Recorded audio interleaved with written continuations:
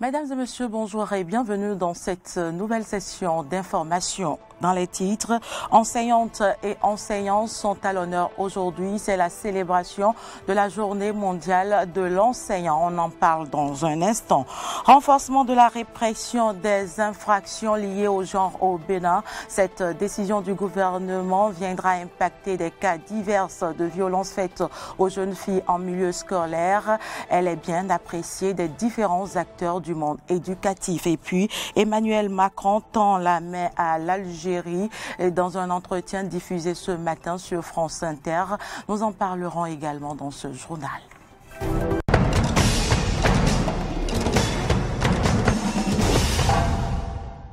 Merci pour l'attention. La journée des enseignants et enseignantes a lieu chaque 5 octobre pour célébrer les acteurs de cette fonction à travers le monde. Elle commémore la signature de la recommandation OIT UNESCO concernant la condition du personnel enseignant de 1966 qui fixe les critères de référence relatifs aux droits et aux responsabilités des enseignants ainsi que les normes fixant leur formation initiale et continue, leur recrutement, leur emploi et les conditions d'enseignement et d'apprentissage. Dans le cadre de cette célébration, le ministre béninois en charge des enseignements secondaires a adressé un message qui porte sur le thème « Enseignement de qualité dans le contexte de la Covid-19, un défi pour les enseignants ». Nous aurons la substance de ce message dans nos prochaines éditions. Ce journal se poursuit. Le gouvernement a transmis le 29 septembre dernier à l'Assemblée nationale le projet de loi portant renforcement de la répression des infractions liées au genre. Un instrument juridique qui vient corriger les nombreux cas de harcèlement des jeunes filles en milieu scolaire. Comment élèves et enseignants apprécient-ils cette nouvelle disposition juridique? Réponse dans ce reportage de Samson. OK.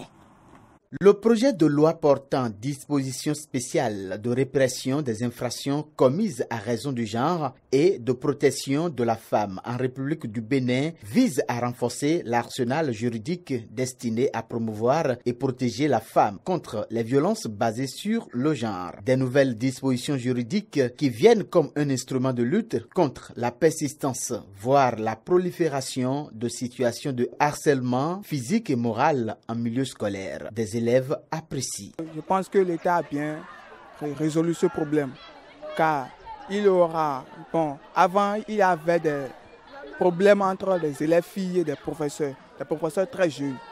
Cette loi va permettre aux élèves de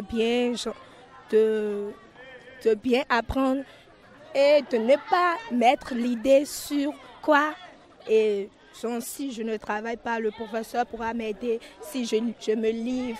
Il faut dire aux parents de conseiller leurs enfants, surtout les filles, parce que ce qu'on voit aujourd'hui, ce n'est pas la faute des enseignants, mais surtout la faute des filles.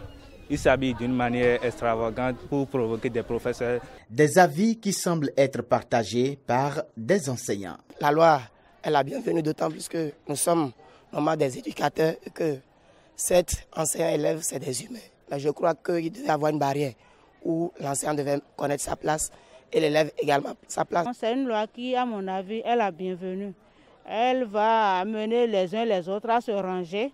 Il faut que les enseignants hommes sachent que les filles à leur confier sont comme des enfants et des sœurs et qu'ils doivent plutôt les protéger au lieu de les harceler. Si toutes les femmes pouvaient réfléchir de la même manière que moi, on aurait fini avec cette histoire d'harcèlement, c'est sûr.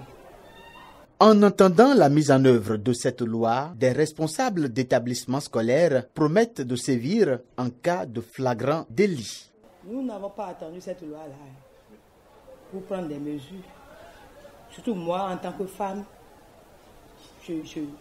ça peut m'échapper. Des cas peuvent m'échapper. Mais je suis ferme là-dessus et pour mes collaborateurs me connaissent sur ce point-là.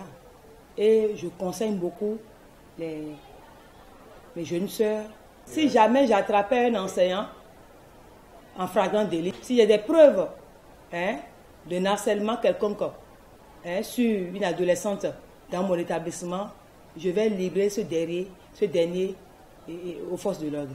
Ce nouveau projet de loi a déjà été transmis le 29 septembre dernier par le gouvernement à l'Assemblée nationale pour examen et vote. Il sera un instrument juridique de travail pour l'Institut national de la femme. Suite au non-respect des mesures restrictives prises par le gouvernement par rapport aux lieux de plaisance, bars et discothèques, certains ont été fermés le week-end écoulé par le préfet du littoral. Dans ce reportage de Maury Arnaud Agua, vous suivrez les difficultés que les promoteurs rencontrent et leurs ressentis suite à la mise en application de cette décision qui entre bien évidemment dans le cadre de la lutte contre la pandémie de la Covid-19 au Bénin. La pandémie de la Covid-19 n'arrange pas les affaires des promoteurs de bars et discothèques. Franck Messan, promoteur de bars, nous parle des difficultés auxquelles il fait face. Les clients se font très rares et les quelques peu qui arrivent sont encore pressés de rentrer parce que quand ils voient que le monde augmente un peu, ils ont peur. Ceux qui nous livrent les boissons, eux, ils ne veulent pas entendre parce que c'est une échéance et le délai arrive, ils te demandent de l'argent. Ils ne veulent pas savoir si tu vas ou pas. Donc c'est des difficultés comme ça que nous rencontrons avec toujours le stress de la police des fois qui nous disent qu'il y a trop d'attroupements, il y a trop de monde. Alors que il nous faut de la clientèle pour vendre. Ce qui fait que du coup, les engagements que nous prenons vis-à-vis de notre personnel travaillant a du mal des fois à être honoré.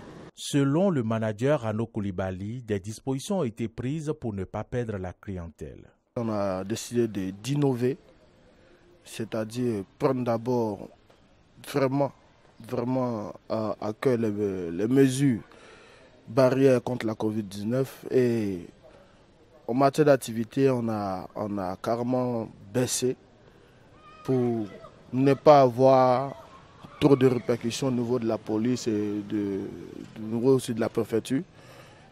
Donc pour cela, on a décidé d'entamer d'autres choses. Selon les promoteurs de bars, la décision de fermer des lieux de plaisance vient aggraver leur peine. Franck Messan y voit la mort des promoteurs. Vous fermez un bar aujourd'hui, c'est la mort. Ça a été le cas dans le passé. Donc moi, j'aurais aimé, je proposerais que le gouvernement revoie sa copie de fermer. C'est vrai que d'autres bars ont été déjà fermés. Au lieu de fermer, de nous donner des mesures restrictives pour qu'on puisse vraiment souffler, quoi. Fermer encore les bars en ces derniers temps, c'est de tuer les promoteurs. Ce que je pense de la fermeture, comme je l'ai dit, il ne faut pas être malhonnête. Sincèrement, moi directement, je ne vois pas ça d'un bon oeil, mais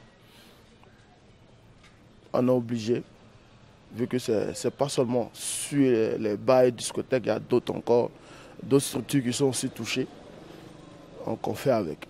Face à la Covid-19, les promoteurs de bars vivent des situations indicibles qui nécessitent une attention particulière des autorités étatiques.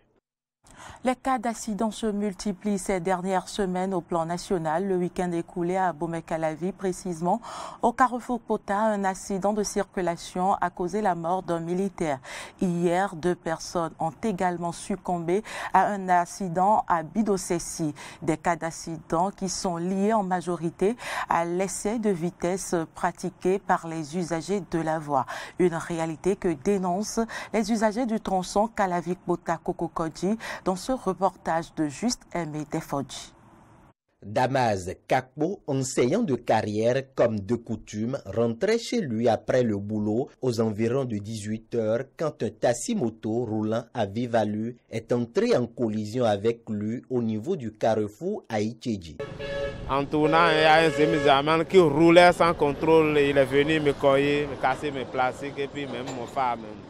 Un cas d'accident parmi la pléthore enregistré au quotidien sur ce tronçon Calavi-Pota-Kokokodji qui bénéficie encore des travaux de finition. Triste réalité qui a pour origine l'excès de vitesse pratiqué par les usagers. Il y a tellement d'excès de vitesse tous les jours et toutes les heures. Et ça crée même des accidents. Et il y a des morts. Dans la soirée où il y a de l'embouteillage, où les gens devaient normalement conduire avec l'intelligence, et aller avec la bonne vitesse certains fils parce qu'ils sont très pressés pour rentrer chez eux à domicile. Confrontés aux conséquences de l'excès de vitesse, les riverains de ce tronçon Kalavi-Kpota-Kokokodji invitent à une prise de conscience. C'est vrai, les routes sont bonnes, il faut circuler sans souci, mais il faudra qu'on maîtrise la vitesse. Lorsqu'il y a excès de vitesse, ça nous conduit toujours à des accidents. Il faut que la population aussi prenne conscience et de rouler doucement, excès de vitesse, mais pas une bonne éducation. Il s'agit de rouler doucement, il faut qu'ils roulent dans les normes. La prudence est mère de sûreté et rien ne vaut la vie humaine. Les automobilistes et motocyclistes doivent donc respecter le code de la route en évitant l'excès de vitesse qui reste une infraction punie par la loi en République du Bénin. Difficile de circuler sur le tronçon Carrefour-Aïtchédji, Carrefour-Satellite par ces temps de pluie. L'inondation rend impraticable cette voie. La situation va de mal en pire. Pour vous en convaincre, suivez ici le reportage de Clémence Tonocoin. Circuler sur le tronçon Carrefour-Aïtchédji, Carrefour-Satellite en passant devant Fessekam, dans la commune d'Abomey-Calavi, est un parcours du combattant. L'état de dégradation de la voie, doublé de l'inondation, est à l'origine du calvaire que vivent riverains et usagers. Depuis quelques années, la voie n'est praticable que par saison. Les citoyens rencontrés crient leur ras-le-bol. Donc si la pluie tombe là, la voie, tout est inondé d'eau. Il n'y a pas la voie là où même que les gens vont passer. L'eau jusqu'aux genoux. Si la pluie tombe, tout est inondé. Devant, derrière là, nous on est dans l'eau. Depuis Pessekam là, nous on est dans le descent. Et là-bas, Pessekam, c'est le montagne. Depuis Pessekam, là, si la pluie tombe là, l'eau, tout qui tombe, ça revient ici vers Carrefour, quoi. La voie n'est pas du tout praticable. On voudrait la clémence des autorités pour pouvoir régler un temps soit peu ça. Sinon, pour prendre cette voie-là, c'est compliqué. Vous voyez un peu devant, là, vous voyez, il y a les usagers ont du mal à circuler. Hein. Les motos se gâtent régulièrement et tout ça, là. Vraiment. Ils n'ont qu'à essayer de trouver une solution pour ça, sinon ça ne va pas. Je pratique la voie là maintenant 2 ans comme ça. Donc ça date de peu longtemps. Nous vivons d'énormes difficultés en saison de pluie. Nous ne vendons plus rien. Les garagistes qui étaient ici ont dû partir. Motos, tricycles et voitures s'enlisent au quotidien. Nous sommes inondés. J'ai acheté des oranges et des ananas pour près de 200 000 et le lendemain, l'eau nous a envahis et toutes les marchandises sont gâtées. Nous qui avons loué ici sommes dans l'obligation de quitter. La voie est dans cet état il y a très longtemps. Ils ont promis la réparer, mais rien. Ils appellent l'État au secours afin qu'une solution soit trouvée pour soulager leur peine. Vraiment, demander aux autorités de trouver une solution pour ça. Sinon, assez d'accidents sur la voie compte tenu de la dégradation du sol et tout ça. L'État n'a qu'à faire tout possible pour faire au secours pour nous réparer la voie là. Vraiment, on souffre avec inondation d'eau. Nous prions les autorités de venir nous réparer la voie pour qu'on ait la paix. Le pavage et l'assainissement de ce tronçon, prévu pour démarrer en février 2016 sous l'ancien maire Georges Bada, vont finalement être pris en compte dans la phase 2 du projet asphaltage. Actualité en dehors du Bénin, Emmanuel Macron tend la main à l'Algérie dans un entretien diffusé ce matin sur France Inter. Le chef de l'État est revenu sur ses propos rapportés dans le journal du Monde où il évoquait une rentrée mémorielle sur laquelle se serait construite l'Algérie. J'y arrive. Emmanuel Macron a exprimé sa volonté d'apaiser les tensions. Il appelle, je cite, à cheminer ensemble. Le chef de l'État dit avoir confiance et à entretenir des relations cordiales avec son homologue algérien. Suivez plutôt. Mon souhait, c'est qu'il y ait un apaisement parce que je pense que c'est mieux de se parler, d'avancer. Ce n'est pas un problème diplomatique, c'est d'abord un problème franco-français.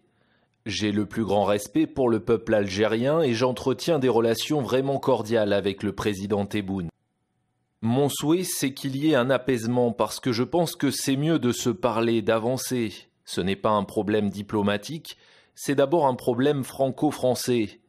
J'ai le plus grand respect pour le peuple algérien et j'entretiens des relations vraiment cordiales avec le président Tebboune. Mon souhait, c'est qu'il y ait un apaisement parce que je pense que c'est mieux de se parler, d'avancer. Ce n'est pas un problème diplomatique, c'est d'abord un problème franco-français.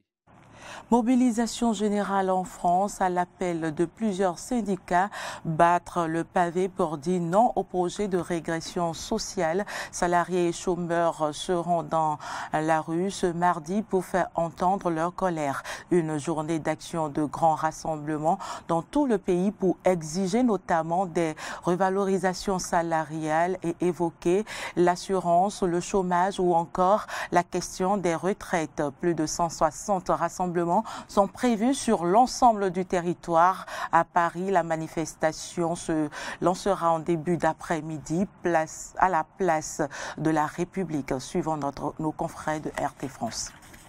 À 6 mois de la présidentielle, l'intersyndicale entend envoyer un message fort. Il y a tout d'abord la question des salaires, l'inflation qui devrait s'établir à 2,1% sur un an au mois de septembre selon les estimations provisoires de l'INSEE. Et les bons résultats du CAC 40 au premier semestre de l'année ont remis la question des salaires sur la table. C'est en tout cas ce qu'estime la CGT. Pour le syndicat, je cite, la colère et la conscience qu'il y a de l'argent mais qu'il n'est pas redistribué en direction des salariés sont de plus en plus importantes. Dans les cortèges devraient aussi se trouver des opposants à la réforme du chômage qui est entrée en vigueur vendredi. Et puis il y a aussi la question des retraites et une potentielle réforme qui plane sur la fin de mandat d'Emmanuel Macron qui est pour les syndicats un point de vigilance. Plus globalement, l'intersyndicale entend mettre les questions sociales